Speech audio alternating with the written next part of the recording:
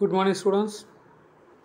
Last class we are discussed about the charging of tRNA. In this class we are discuss about the topic translation. What is meant by translation? Translation means the mRNA is converted into protein structure is called as translation. The mRNA changed into protein is called as translation. There are so many different types of amino acids are combined to form a single proteins. நிறைய amino acids ஒன்றா சேர்ந்து ஒரு protein உருவாக்குது. இந்த mRNAவில் இருக்கக்கூடிய செய்திகள் அப்படியே மொழிபெயர்ப்பு செய்யப்பட்டு அமினோ அமிலங்களாக மாற்றப்படுகிறது. இந்த மாதிரி நிறைய அமினோ அமிலங்கள் ஒன்றா சேர்ந்து ஒரு புரோட்டீனாக மாறுது. அதுதான் நம்ம படிக்க போகிறோம். டிரான்ஸ்லேஷன்.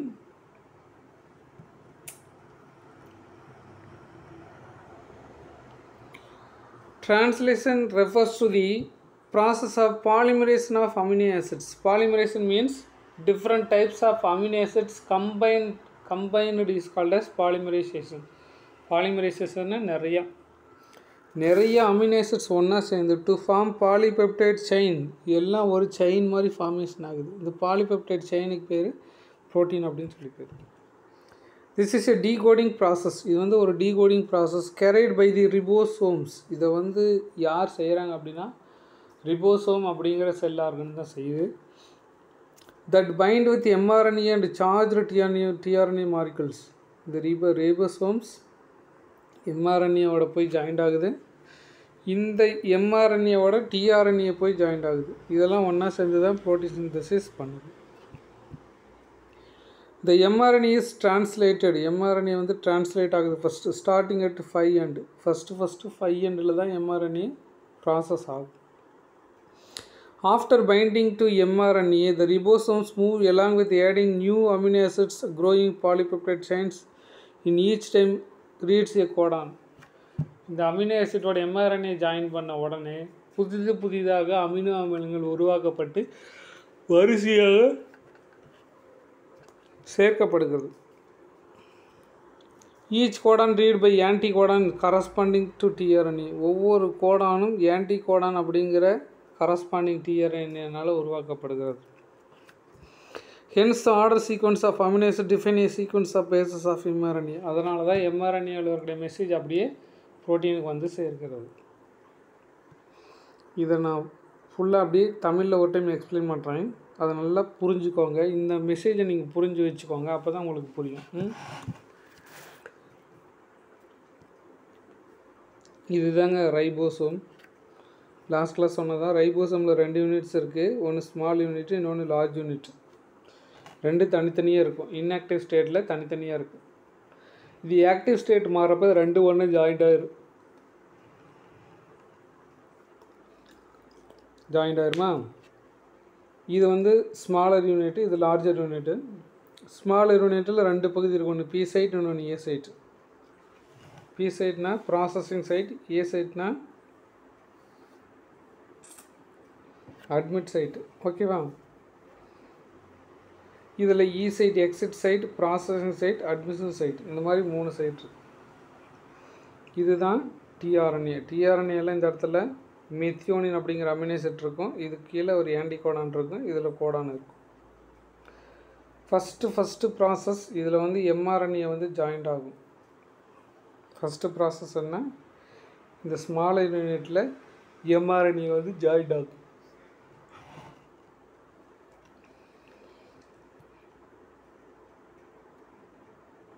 இங்கே பாரு, இதுதான் mRNA.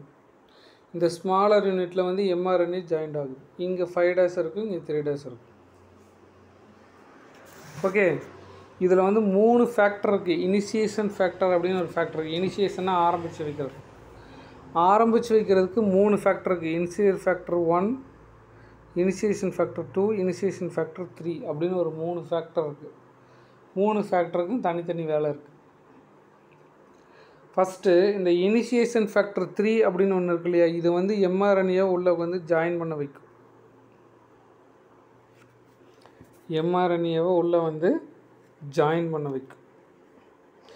ஜாயின் பண்ண வச்சுட்டு வெளியில் போயிடும். இப்படி ஜாயின் பண்ணுறதுக்கு எனர்ஜி வேணும். அது குவானைன் ட்ரைபாஸ்பேட் அப்படிங்கிற எனர்ஜி எடுத்துக்கிட்டு எம்ஆர்என்ஏவை உள்ளே கொண்டு சேர்த்துது. யார்? இனிஷியேஷன் ஃபேக்டர் 3 அதை வந்து உள்ளே கொண்டு வந்து சேர்த்துது. சேர்த்து முடித்த பின்னாடி இந்த டிஆர்என்ஏ இருக்கு இல்லையா, அதை கொண்டாந்து சேர்த்துணும் இல்லையா, அதுக்கு ஹெல்ப் பண்ணுறது இனிஷியேஷன் ஃபேக்டர் 2. இந்த இனிஷியேஷன் ஃபேக்டர் 2 வந்து டிஆர்என்ஏவை கொண்டு வந்து சேர்த்துது. இந்த இனிஷியேஷன் ஃபேக்டர் 3 வந்து எம்ஆர்என்ஏவை ஜாயின் பண்ணிவிட்டு அது வெளியில் போயிடுது. இந்த இனிஷியேஷன் ஃபேக்டர் 2 வந்து இந்த டிஆர்என்ஏ எங்கே இருக்குன்னு தேடி பார்த்து கொண்டு வந்து சேர்த்து. எதுக்கு? இந்த எம்ஆர்என்ஏக்கு மேட்சாக இங்கே அடினைன் இருந்தால் இங்கே என்ன இருக்கும்? யுராசில் இருக்கும். இங்கே யுராசில் இருந்தால் இங்கே அடினைன் இருக்கும். குவானைன் இருந்தால் சைட்டோசின். இது வந்து கோடான், இது ஆன்டி கோடான். இது கோடானு ஆன்டி கோடானு மேட்ச் ஆகிற மாதிரி ஒரு இதை கலெக்ட் கொண்டு வந்து இங்கே வைக்கிது. இதுக்கு அடியில் ஒரு அமினோ ஆசிட் இருக்குது. இதுக்கு அடியில் ஒரு அமினோ ஆசிட் இருக்குது. இப்போ பாருங்கள், எம்ஆர்என்ஏ வந்து ஜாயிண்ட் ஆகிடுச்சு. டிஆர்என்ஏவை ஜாயின் பண்ணிவிட்டு இந்த இனிஷியேஷன் ஃபேக்டர் 2 வெளியில் போயிடுச்சு. இந்த 2 யூனிட்டி ஜாயின் பண்ணி விட்டு இனிஷியேஷன் ஃபேக்டர் 1 வெளியில் போயிடுச்சு. இப்போ டிரான்ஸ்லேஷன் ஸ்டார்ட் ஆகிடுச்சு.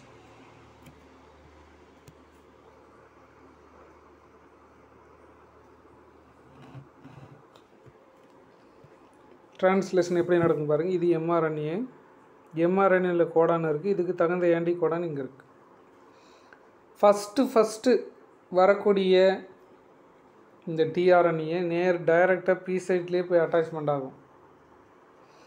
அட்டாச்மெண்ட் ஆகிட்டு இதனோட அமினோ ஆசிட் இந்த இடத்த விட்டுட்டு கட் பண்ணி வெளியில் போயிடும்.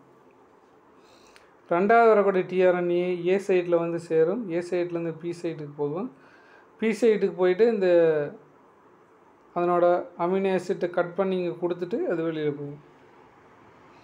இப்படி ஒவ்வொரு ஆர்என்ஏ உள்ளே வந்து சேர அமினோ ஆசிட் சேர்ந்துக்கிட்டே இருக்கும். கடைசி எல்லா அமினோ ஆசிட் ஒன்றா சேர்ந்து ஒரு ப்ரோட்டீனாக மாறிடும். அவ்வளோதான். பார்த்தியா, அந்த ஃபஸ்ட்டு டிஆர்என்ஏ அமினோ ஆசிட்டை கொடுத்துட்டு இது வெளியில் போயிடுச்சு. ரெண்டாவது டிஆர்என்ஏ ஏ சைட்டுக்குள்ளே வந்துருச்சு.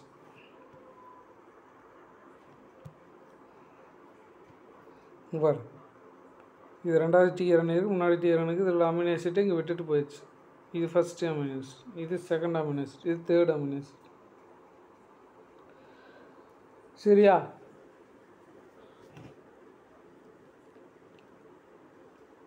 இந்த அமினோ ஆசிட் எல்லாம் சேர்றதுக்கு எலாங்கேஷன் ஃபேக்டர் ஒரு ஃபேக்டர் இருக்குது. அது ஹெல்ப் பண்ணும். ஃபஸ்ட்டு அமினோ ஆசிட் விட்டுட்டு டிஆர்என்ஏ வெளியில் போயிடுச்சு. ரெண்டாவது வந்து அமினோ ஆசிட் கொடுத்து வெளியே, மூணாவது என்ட்ரி ஆகுது, இப்படி வெளியில் போகுது. இப்படி கொஞ்சம் கொஞ்சமாக அமினோ ஆசிட்டெல்லாம் இப்படி வந்து சேர எல்லாம் சேர்ந்து ஒரு செயினாக மாறிடுது. இந்த செயினுக்கு பேர் பாலிபெப்டைட் செயின். இதுதான் புரோட்டீன். இந்த ப்ராசஸ் எல்லாம் நடந்து முடிஞ்ச பின்னாடி இந்த எம்ஆர்என்ஏ தனியாக பிரிஞ்சு வெளியில் போயிடும்.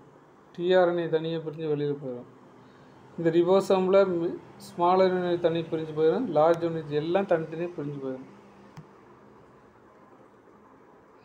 இதான் அது பாரு, இது வந்து உற்பத்தியான ப்ரோட்டீன் தனியாக வந்துருச்சு. போய் இந்த டிஆர்என்ஏ இங்கே தனியாக இருக்குது. இந்த எம்ஆர்என்ஏ தனியாக பிரிஞ்சு போயிடுச்சு. இந்த ஸ்மால் யூனிட் தனியாக பிரிஞ்சு போயிடுச்சு.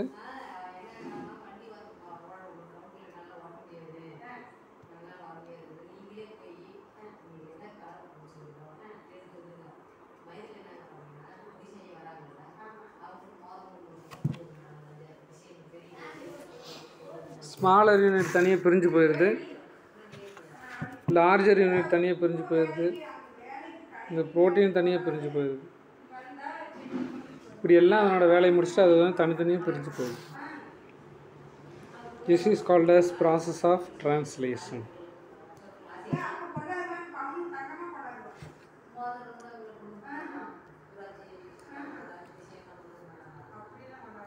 Next we can see the mechanism of translation.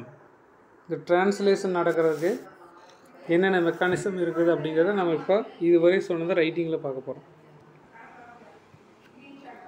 The cellular factory is responsible for the synthesis of protein is called as ribosome. That is most important one mark. Cellular factory of protein synthesis. நம்ம செல்லில் protein உற்பத்தி பண்ணக்கூடிய பொருள் எதுன்னா ribosome அப்படிங்கிற பொருள் தான்.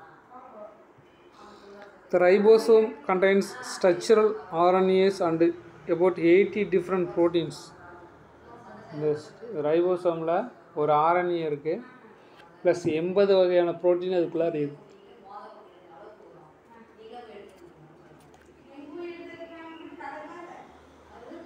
In inactive state it exists 2 subunit. Inactive stateல இது வந்து 2 subunit இருக்கு. First one is large subunit, second one is smaller subunit. Inactive stageல ரெண்டா பிரிஞ்சிருக்கு. ஒன்று large subunit, இன்னொன்று small subunit. When the subunit encounters into mRNA, இந்த subunit mRNA வந்து attach ஆகும்போது a process translation of mRNA protein begins. இந்த ரைபோசோமோட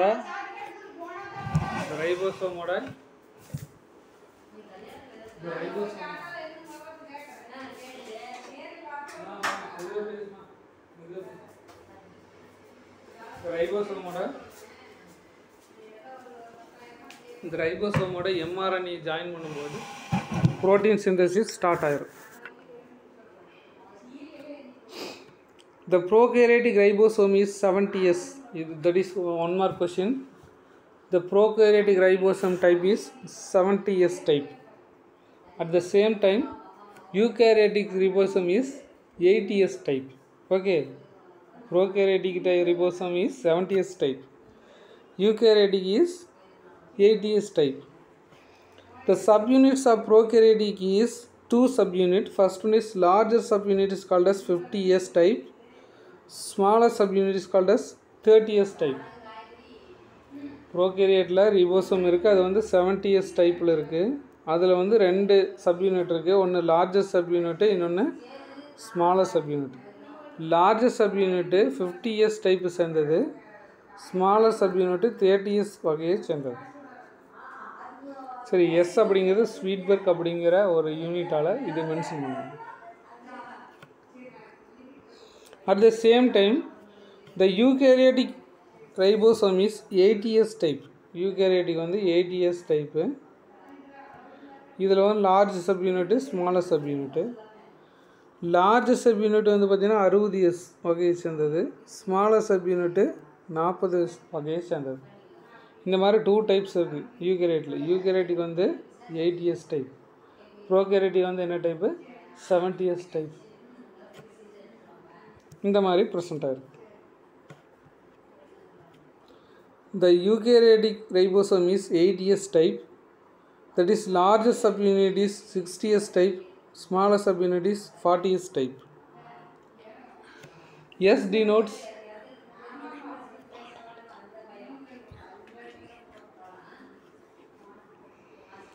denotes sedimentation of coefficient expressed Sweetberg unit.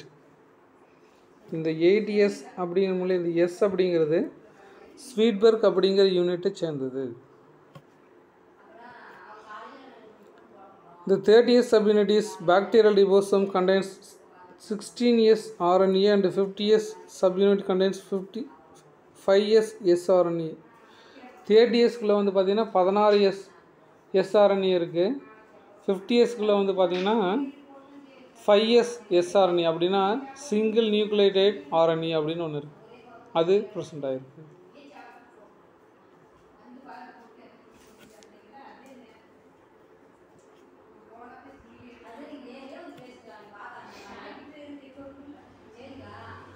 The 23S RNA and 31 ribosomal proteins இதுக்குள்ளே வந்து பார்த்திங்கன்னா 50S, இந்த 50Sக்குள்ளார 23S sRNA plus 31 ribosomal proteins வந்து 50Sக்குள்ளார present ஆகிருக்கு. In eukaryotic contains 23S RNA and 5S sRNA molecule in 31 ribosome proteins present in 50S.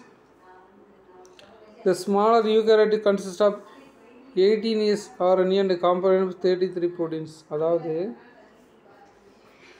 ப்ரோகேரியட்டில் 80S type of ribosomes, இது larger unit smaller unit இருக்குது. Larger unit 60S type, இது 40S type. இந்த 60Sக்குள்ளார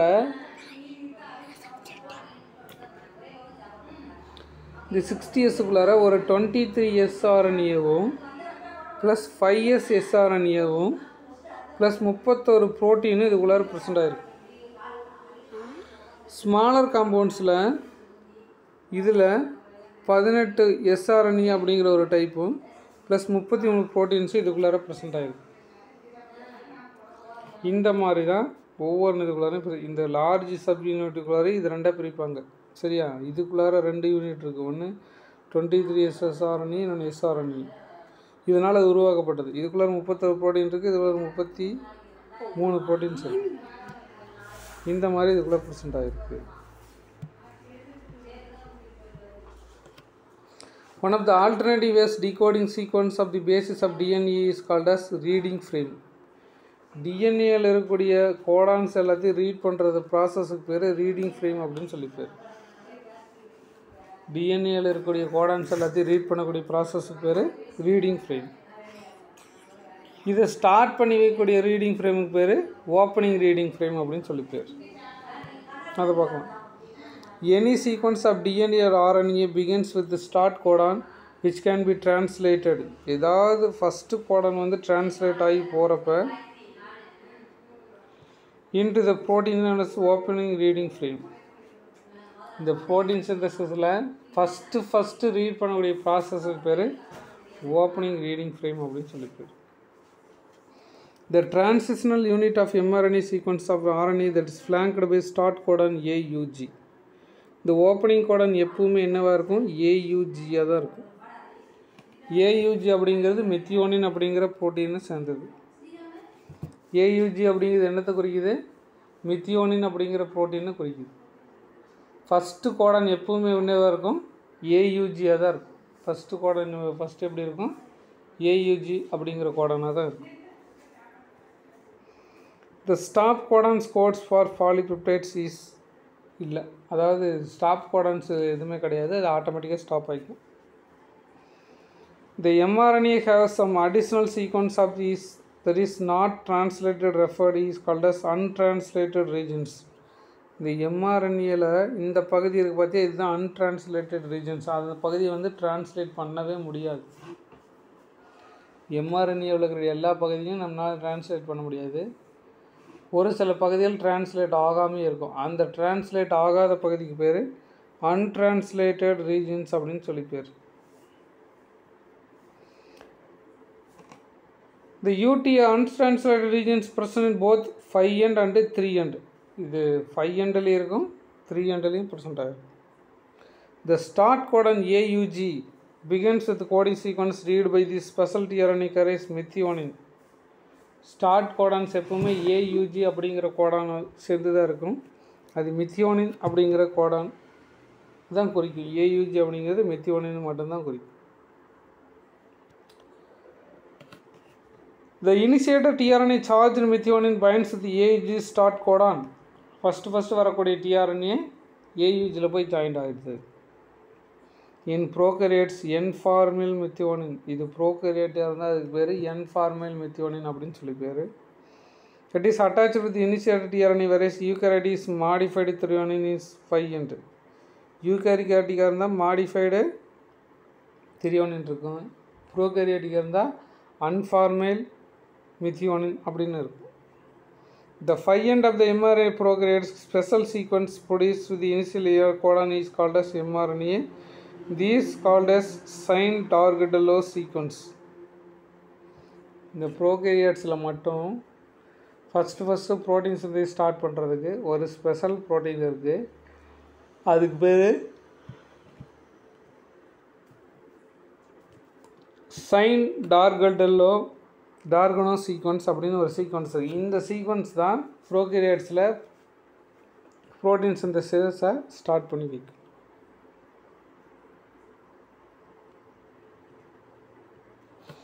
These sequence base pairs within a region of 16S RNA and small ribosomal facility initiation.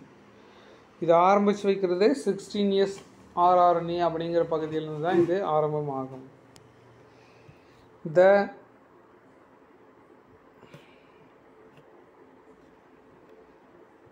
subunits of ribosome 30S and 50S are usually dissociated from each other when is involved in translation. இந்த protein synthesis நடக்கிறப்ப translation நடக்கலைன்னா இந்த ரெண்டு சப்யூனிட்ஸும் தனித்தனி பிரிஞ்சு போயிடும். The first step is initiation. Initiation என்ன சொன்னால் ஒரு ஃபஸ்ட்டு ஸ்டார்ட் ஆகிறது.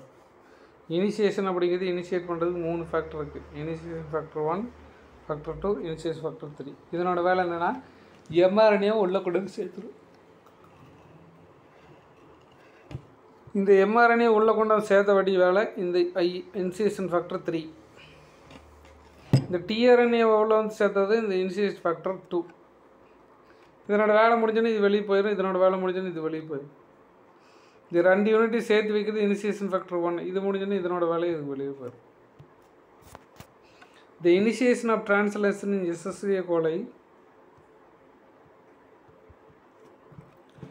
begins with the formation of initiation complex. Initiation complex start ஆன உடனே இந்த வேலையை ஆரம்பிச்சிடுவாங்க. Consists of 30S subunits, smaller units, ribosomes, a messenger RNA, and charged N-formyl methionine tRNA. இதெல்லாம் ஒன்றா சேர்த்து தான் ப்ரோட்டீன் சிந்தசிஸ் பண்ணுது.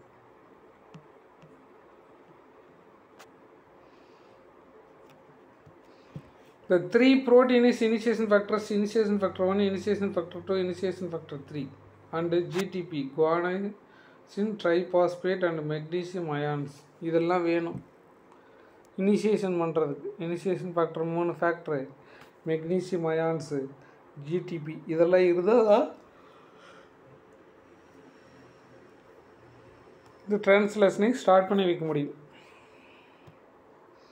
The components that form the initiation complex interact with serious steps. இதுக்கு நிறைய சீரியஸான வரிசையான நிறைய ஸ்டெப்ஸ் இருக்குது. அந்த ஸ்டெப்ஸை இப்போ பார்க்கலாம். The initiation factor 3 binds the 30S ribosomes and allows to the subunit of mRNA. இந்த 30S subunitல initiation factor 3 என்ன பண்ணுது? mRNAவை அட்டாச் பண்ணுது. The another initiation protein then enhances the binding of charged N-formyl methionine tRNA in small subunit response to the AUG triplet.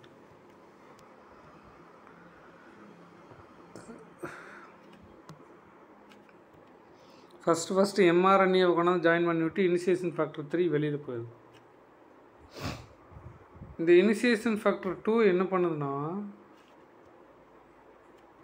இந்த டிஆர்என்ஏவை கொண்டாந்து சேர்த்து விட்டு அது வெளியில் போயிடும்.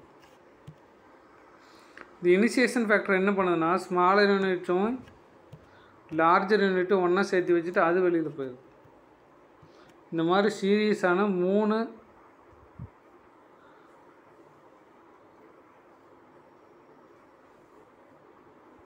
ஃபேக்டர்ஸ் ஒன்றா சேர்ந்து தான் இனிஷியேஷன் பண்ண வைக்குது.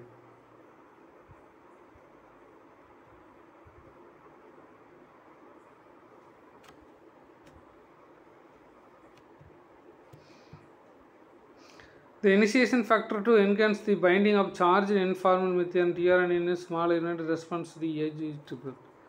இது வந்து AUG triplet ஃபார்மில் mRNA இருக்கிறத உறுதி செஞ்சுட்டு அந்த இடத்த விட்டு வெளியில் போயிடும்.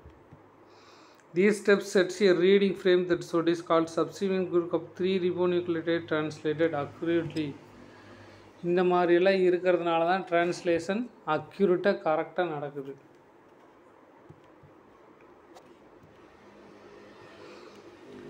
The assembly of ribosomal subunits mRNA and tRNA represents initiation complex. Initiation நடக்கிறதுக்கு இனிஷியேஷன் காம்ப்ளெக்ஸ் உருவாகணும். அதுக்கு டிஆர்என்ஏ எம்ஆர்என்ஏ எல்லாம் ஒன்றா சேரணும்.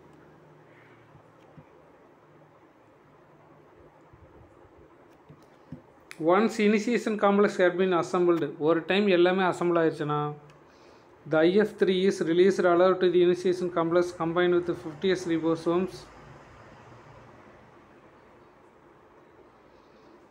to complete ribosome. Once initiation complex start ஆன உடனே இந்த IF3 வந்து வெளியே போயிட்டு எல்லாத்தையும் ஒன்றா சேர்த்து வச்சிடும். In this process molecule GTP is hydrolysed, இந்த ப்ராசஸ் நடக்கும்போது GTP உடைக்கப்படுகிறது. Providing required energy and initiation factors 2 and GTP released or released. சரி, அந்த GTP அப்படிங்கிறது நீங்கள் பார்த்துருப்பீங்க. இங்கே பாருங்கள், இது GTP எனர்ஜி கொடுக்குறது குவானைன் ட்ரைபாஸ்பேட். இது எனர்ஜி கொடுத்துட்டு இது அப்படியே காணாமல் அப்படியே அழிஞ்சு போயிடும்.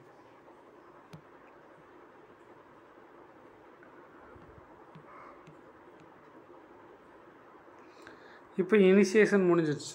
இதுக்கடுத்து elongation. Initiation process is completed. Next topic is elongation. The elongation is a second phase of translation. Translation ரெண்டாவது phase elongation இருக்கு. Once both subunits of the ribosomes is assembled when the mRNA bind to the sites of two charged tRNA molecules are formed. First initiation start ஆன உடனே mRNA வந்து இணைஞ்சிக்கும், tRNA அதனோட இணைஞ்சிக்கும், initiation start ஆகும். The site of ribosomes are referred as amino acid site, peptide sites and exit site. இந்த ரைபோசோமில் 3 side இருக்குது. ஒன்று amino acyl side, இன்னொன்று peptide side, இன்னொன்று எக்ஸிட் சைட். அந்த மாதிரி 3 சைட் இருக்குது. The charged initiator tRNA binds to the P site. First உருவாகிறது டைரெக்டாக P சைட்டில் போய் ஜாயிண்ட் ஆகுது. The next step of prokaryotic translation position is second tRNA at A site. ரெண்டாவது tRNA எதில் வந்து ஜாயிண்ட் ஆகும்? A சைட்டில். ஃபஸ்ட்டு tRNA எதில் வந்து ஜாயிண்ட் ஆகும்? P சைட்டில் ஜாயிண்ட் ஆகும்.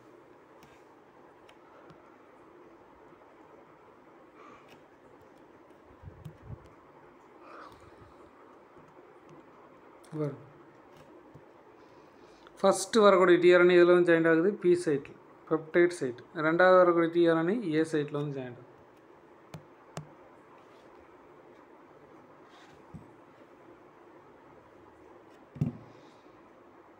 The second that is A site.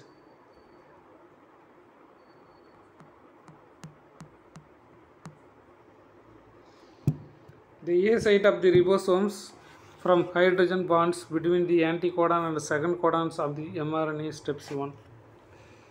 First முதல்ல கோடானுக்கு நடுவில் ஹைட்ரஜன் பாண்ட் உருவாகி அது கெட்டியாக பிடிச்சிக்கும்.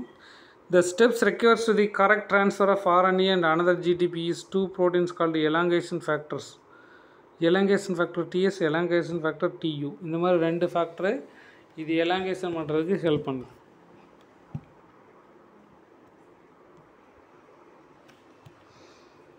Once charged tRNA molecule is positioned into A site. ஒரு டைம் வந்து சார்ஜ் ஆன tRNA வந்து A சைட்டுக்குள்ளே வந்த பின்னாடி the enzyme peptide transferase அப்படிங்கிற என்ஜைம் 2 அமினோ ஆசிட்டை ஜாயின் பண்ணி பெப்டைடு பாண்டை கிரியேட் பண்ணும். அந்த பெப்டைடை கிரியேட் பண்ணக்கூடிய என்ஜைம் வந்து பெப்டைடல் டிரான்ஸ்ஃபரேஸ் அப்படிங்கிற ஒரு enzyme. It is formation of peptide bonds that link to the amino acid together. இந்த பெப்டைடல் டிரான்ஸ்ஃபரேஸ் அப்படிங்கிற என்ஜைம் தான் அமினோ ஆசிட் எல்லாம் ஜாயின் பண்ணி பெப்டைடு பாண்டாக உருவாகுது. The second one is at the same time the covalent bond broken between amino acid and tRNA occupying P site and hydrolyzed. அதே நேரத்தில் covalent bond tRNAயில் இருக்கக்கூடியது breakup ஆகி அந்த கோடான் மட்டும் தனியாக பிரியுது. The product reaction is dipeptide with is attached to 3 end of the tRNA still residing to the A sites. இந்த நேரத்தில் 3 எண்டில் இருக்கும், 3 எண்ட்லேருந்து 5 end நோக்கி அது நகரும். For elongation to be repeated, இது மாதிரி தொடர்ந்து ரிப்பீட் ஆகும்போது the tRNA attached P sites, tRNA P site attach ஆகுது. அப்புறம் அதிலிருந்து எக்ஸிட் சைட்டுக்கு போயிடுது அமினோ ஆசிட் கொடுத்து. which is not uncharged released from the large subunit. இதை வந்து அன்சார்ஜ் பண்ணிட்டு தான் வெளியே அனுப்புவாங்க. என்ன வெளியே அன்சார்ஜ்னு என்ன? அமினோ ஆசிட் அதுலேருந்து ரிலீஸ் பண்ணுறதுக்கு பேர் அன்சார்ஜ். The uncharged moves through the exit site of the ribosomes. அதுலேருந்து அமினோ ஆசிட் எடுத்துக்கிட்டு அதை அன்சார்ஜ்டு டிஆர்என்ஏ மாற்றி அது வெளியில் அனுப்பிச்சுட்ருது.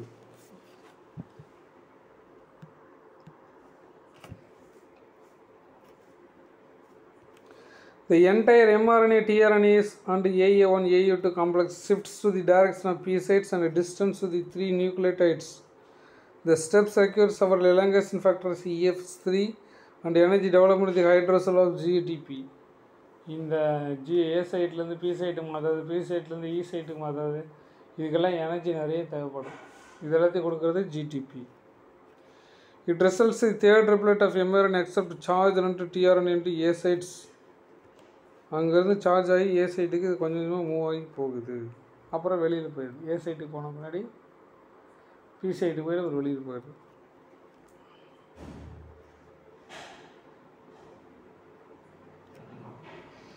The sequence of the elongation is repeated over. இந்த ப்ராசஸ் வந்து ரிப்பீட் ஆகிறப்ப ஒவ்வொரு அமினோ ஆசிட்டும் ஆட் ஆகிட்டே இருக்கும். The additional amino acid added into growing polypeptide chains each time mRNA advances to the through ribosomes. இந்த மாதிரி இந்த ப்ராசஸ் தொடர்ந்து நடைபெறப்போ ஒவ்வொரு அமினோ ஆசிட்டும் அது கூடிக்கிட்டே வரும். Once A polypeptide chains is assembled, ஒரு டைம் வந்து பாலிபெப்டைட் chains அசம்பிள் ஆகிடுச்சுன்னா எல்லாமே தனித்தனி பிரிஞ்சு போயிடும். The emerges out to the base of the large subunit. எல்லாமே லார்ஜ் சப் யூனிட்லேருந்து பிரிஞ்சு தனித்தனியாக போயிடும். பாருங்கள், எல்லாம் இந்த ப்ரோட்டீன் ஃபார்மேஷன் ஆயிடுச்சு. ப்ரோட்டீன் ஃபார்மேஷன் ஆன பின்னாடி எம்ஆர்என்ஏ தனியாக போயிடுது, டிஆர்என்ஏ தனியாக போயிடுது, இந்த அசம்பிள் ரெண்டும் தனித்தனியாக போயிடுது. Okay,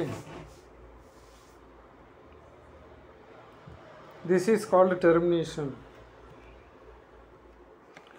Termination is a third phase of translation.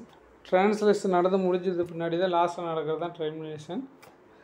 The termination of protein synthesis occurs when the one of the 3 stop codons appears to the A site of ribosomes. The stop codons வந்து A site வந்த உடனே அது உடனே stop ஆயிடும்.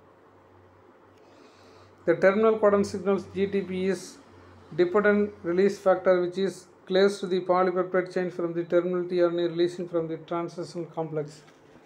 லாஸ்ட்டாக termination கோடன் வந்த பின்னாடி இது தனித்தனியாக பிரிஞ்சு போயிடுது, ப்ரோட்டீன் ஃபார்மேஷன் ஆகுது. The tRNA then released from the ribosomes which is dissociated into subunits.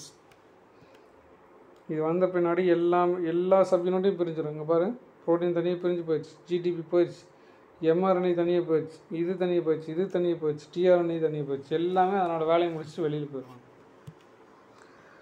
முடிச்சுட்டு நெக்ஸ்ட்டு அடுத்த ட்ரான்ஸ்லேஷன் நடக்கிறப்ப மறுபடியும் உள்ளே வந்துடுவாங்க. Okay, this is a process of translation. இதுதான் ட்ரான்ஸ்லேஷன். இந்த video should be watched 2 to 3 times. If you have any doubt, ask to me. Okay.